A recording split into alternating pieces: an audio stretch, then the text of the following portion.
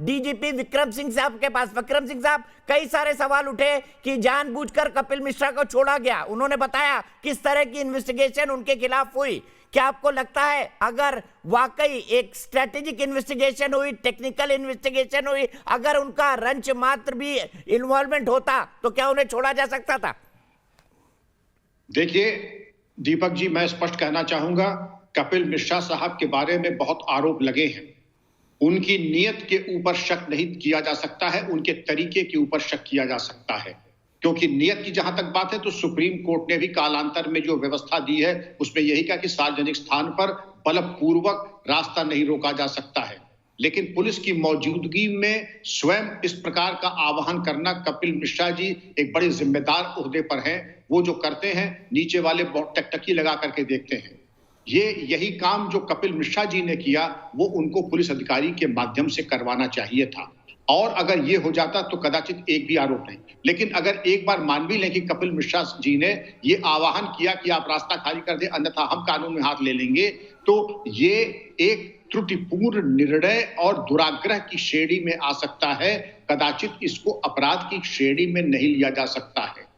लेकिन जो एक भयावह स्थिति उत्पन्न हो गई थी, जो एक ऐसी स्थिति उत्पन्न हो गई थी कि जिसमें कि इस पार उस पार की लड़ाई तक की लोग बात कर रहे थे, तो कपिल मिश्रा ऐसे जनप्रतिनिधियों ने, मैं कदाचित समझता हूं कि उस भावावेश में और उस भावपूर्ण और उस उत्तेजना में शायद उनके बयान को कोई असंयत कह सकता है। मैं कोई जजमेंट पे नहीं बैठा, ना मैं जजमेंट बैठूंगा, लेकिन कपिल मिश्रा साहब का जो बयान था वो वैसा ही था जो कि सुप्रीम कोर्ट के दिशा निर्देश कालांतर में आए। लेकिन बेहतर यह होता दीपक जी कि यही चीज जो कपिल मिश्रा जी ने खुद कही वो पुलिस अधिकारी कहते, कपिल मिश्रा जी न कहते।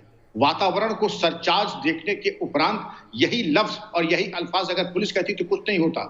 कपिल मिश्रा जी की नीयत में कोई कभी मुझे दिखाई नहीं पड़ी, क्योंकि उसमें मेंसरिया या गिल्ट मुझे नहीं दिखाई पड़ा, और चूंकि मेंसरिया और गिल्ट नहीं है इसलिए कोई अपराध की श्रेणी में नहीं आता है। और अगर पुलिस ने अपने तमाम कानूनी परीक्षण के बाद कहा कि कपिल मिश्रा जी अगर उनके ऊपर केस नहीं बन रहा है तो केस नहीं बन रहा है, फिर हम उसके बारे में अगर कोई और, क्योंकि कई चैनल्स भी कहा कि साहब हमने आवेदन पत्र दिया, कार्रवाई नहीं हुई।